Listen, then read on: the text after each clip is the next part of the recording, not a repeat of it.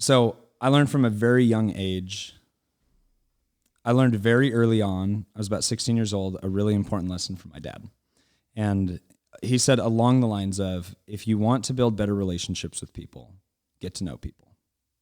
So as we were talking about this, he taught me the whole emphasis is just on focusing on the other person. The people that we love are the people that make us feel the best. And so I've always been obsessed with just learning people's stories, learning about them. And over the years, I've found myself as someone that can build really good relationships. I won't deny that. I can build very quick and authentic relationships with people. And it's something that I'm proud of. It's something I'm very grateful, but I've also worked really hard at developing it. And so just the other day, I gave a presentation on Tuesday of this week about how to make relationships matter. That was the name. That was kind of the theme of the conference that I was speaking at. And I articulated on Monday for the first time kind of my 5 guidelines and steps that I make sure to focus on when building relationships with people. And so I'll kind of break that down. I haven't really shared it because I don't want it to be a check the box thing. Relationships should be very interpersonal and they should feel very human and authentic. And so I always worry when creating a program or a curriculum that we're going to see that as a check the box and we can just do that and we'll know that we're going to succeed. There has to be that personal touch. So the first step in how to build stronger relationships, if you're building a relationship or a friendship from scratch, first one is to initiate the connection. Second one is to be trustable. The third one is to be trusting. The fourth is to be valuable. And then the fifth is to be the person that follows up. So I'll dive into a little bit of each of those, but the first one, initiate connection. When you're at a networking event, when you're doing cold outreach, when you're talking to anyone, right? Conversation doesn't start until someone starts the conversation, right? And so being confident in knowing how to start a conversation with someone and then initiating that connection takes out the hardest part of that relationship. From there, it's cruise control. You can build that relationship. The hardest part is getting started. So initiating that connection, you take the stress off of the other person.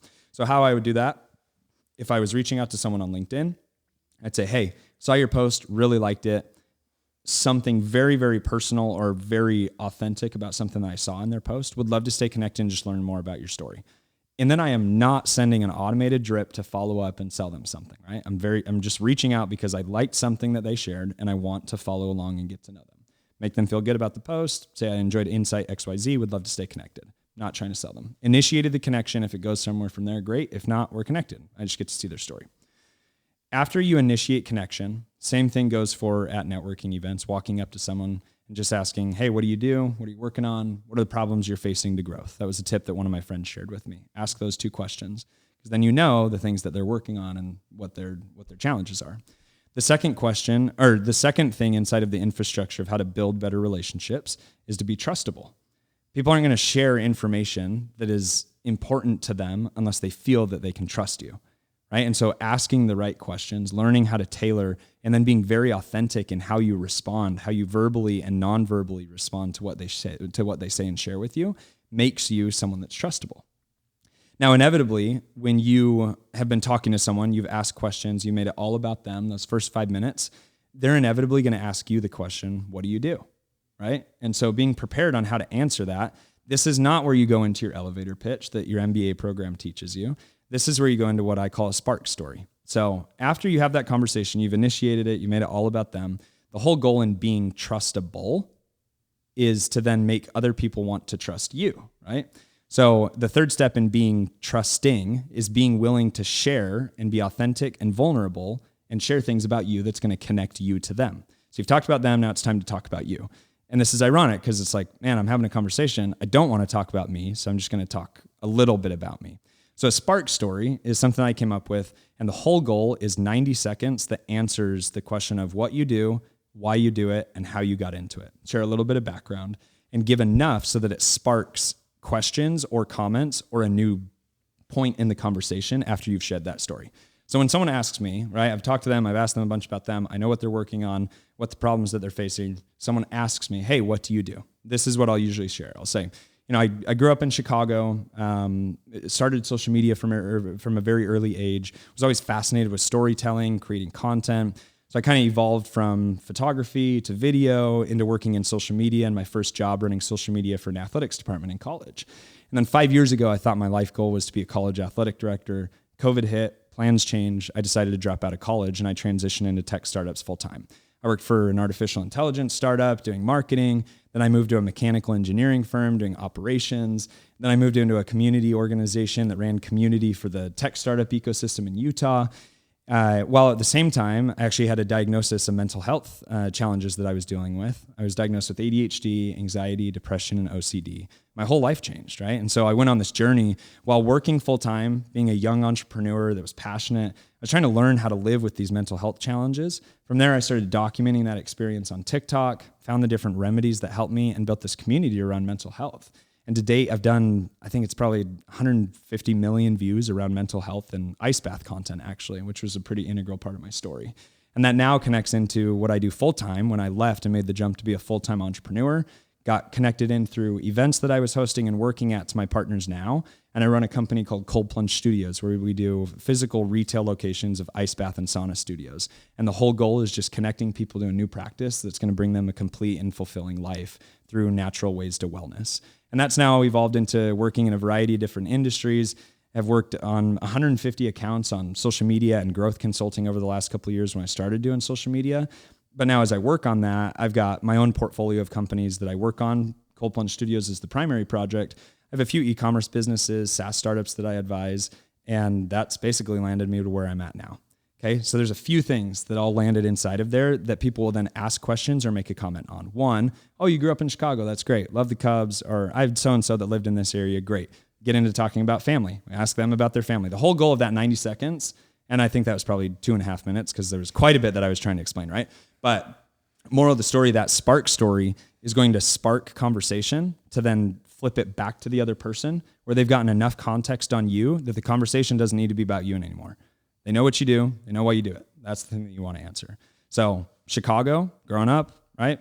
Someone always has a connection to Chicago. If they don't, social media, photography, finding a passion at a young age, working in social media, moving into sports, having a career change, dropping out of college, getting diagnosed with mental health challenges, right? That moment is usually when the conversation shifts into a very trusting and trustable conversation. Because as soon as you start talking about mental health and they realize, oh, this isn't just like a check the box. It's like, this is an integral part of my story, right? And so being willing to have that conversation, be vulnerable, then opens up the conversation.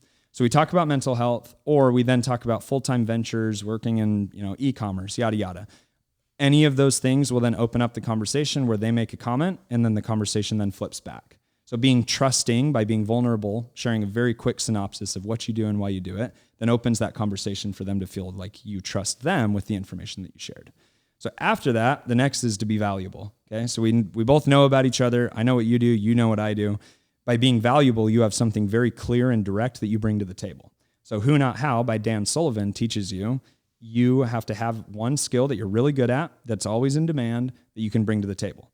That book also helps you understand what you bring to the table, who you bring to the table, why you want a seat at the table, and why someone should want you to have a seat at their table. And so if you can't clearly answer those questions, you have to do some internalizing of what, why, who, and when. And when you answer those questions, then you can be valuable to that other person. So usually the world that I live in now, before I was a who that would deliver on social media. I was the social media brains, could help them integrate their strategy. The first social media consulting client I ever worked for, I charged $400 for a month of social media management. I would do 10 posts and I'd run their Facebook and their Instagram. I've evolved a lot since then, right? But I had to start with that one thing that I was good at. That evolved into me becoming a good business brain and an operator and giving advice, and then some design and team management, managing developers, right? Like all of those things evolved me as a who to now, because I know and have a vast network of people that are building really cool things, I've got a solution for everything. So if I can't answer your question, or if I don't have something that solves your problem, when I ask, what are the problems that you're facing to growth? I have someone in my network that I can connect them with. And my whole goal in understanding people is helping other people do business. And then the universal law of equivalent exchange states that anything that you put out into the universe, you'll receive in equal to or greater to value. So I never expect anything in return. And that's the most important thing when it comes to relationships. Do not expect anything from the other person. And you'll be amazed at what you get back by not expecting that. But again, when it comes to this checklist, you have to be authentic and focusing on not needing anything, because the people that never build good relationships are the people that are trying to push their agenda. And so by removing that agenda and that need for anything to happen, you are more valuable than anyone, especially if you can solve their problem in a way that doesn't come across as, hey, this is what I do, why I do it. I've been with company XYZ, and this is the solution that we offer. You should buy it. Here's our ticket price, right? Like, I'm not going to buy from anyone that shares that with me. But getting crystal clear on what you bring to the table and how you can be a who. And if you don't have that, then you have a whole network of who's that can solve those problems. So the first point is to initiate the connection. Second point is to be trustable. Third point is to be trusting. The fourth point is to know and bring value to the table. And the fifth point is to be the person that follows up. Very rarely, very few people follow up. Even fewer people do it well. And my uncle, Brent Attaway, actually wrote a book called Follow-Up Fortunes. It's a book all about how the fortunes are in the follow-up, specifically related to sales and relationships. Really, really good book. And so I've been thinking a lot about this topic of follow-up. How many times do we meet someone and then never send a follow-up text, right? The way we got introduced was because there was a follow-up text sent to someone that I met at an event, and then we hopped on a call, had a follow-up call after the event, and then they were like, hey, you need to meet these guys that are in Dallas, Texas. I was like, great, I'm going there in a week, fly down, we grab lunch, 48 hours, we're sitting here in this podcast studio. That's pretty crazy. And also, there was a moment in time where I did double text you. Yeah, you did. I was like, you know what? I'm going to follow up again. And I'm glad that you did. You know, because like if you might have just kept moving, there might have been a chance where you maybe not even respond to that group chat with me and Morgan. Yep. And I'm glad that you did, because I had every intention of responding to that text. I was a week out from hosting a private jet hangar party with 500 people, and I'd gotten a ton of texts and bombarded. And I'm glad that you sent that follow-up, because that made this happen. Like, that wouldn't have happened if you hadn't sent that double text, right? Exactly. So well done, and kudos to you, because I dropped the ball on that, right? Well, dude, I get it. You're busy. And that's the expectation thing. It's like, I'm not going to get upset that you didn't have time to respond back to me. It's just, I'm going to be a pure light, and I hope he sees it. Yep. And if he does, then he's going to respond back, and he's not going to be, oh, this person texted me again or whatever. It's more so, hey man, how are you doing? I know you're busy. You got stuff going on. Is there anything that I can do to help you? Yep, exactly. And that fifth point of follow-up, that's where the gold is. And not that you're focused on the money or the transaction. In following up authentically, that is the way that you build that relationship, because you show that you care about it truly, right? Like, anyone can ask people questions and get a phone number. Few can follow up and build a relationship. And so when it comes from starting relationships from the very beginning, from a very first point of contact, all the way through to the end in a follow-up, it's hard to fit this all into 10 minutes. And you feel like, oh man, most people struggle to know how to close out a conversation. So when I go through these 5 points, then I'm at a networking event, usually what I'll say, because I initiated the conversation, I'm also going to be the one that closes it out so that they don't feel awkward. And what I'll say is, hey, it was really great to meet you. Glad I got to know what you're working on. I think it's really cool. I'll pay them a compliment, talk about it.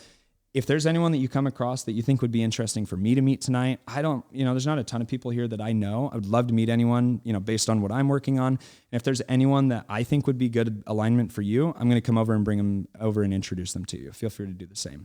Appreciate you. Let me make sure I grab your number so I can lock it in, and let's stay connected. I'll send you a follow-up text next week after the networking event. So in 18 minutes and 21 seconds, I hope that timestamp lines up, because otherwise that's going to be a big miss. But you call a super communicator. That is how you build a relationship from scratch, someone that you've never met, and authenticate and then replicate across the board and building really strong connections. One of his superpowers is, and this is what we appreciate from him the most, is we don't enjoy his product, we enjoy his person. Who he is what makes him become great. It's not necessarily his product that I'm obsessed with. It's the fact that I know that he's a good human being first. And I think that's such a big thing when you have connections and you talk to people, is I know you don't have expectations for what we're doing. You're just trying to help us out because you genuinely want to see the table extend and have everybody pick off the buffet. And I think that's pretty cool. We love a good buffet. Yeah. We love, we love food. Buffet. Big burly boys here, so we like to eat. That is amazing content, guys. That'll literally change your life. I think it changed my life. Even since I've met him 2 days ago, impacted, inspired. Keep tapping in. Thank you, Ryan.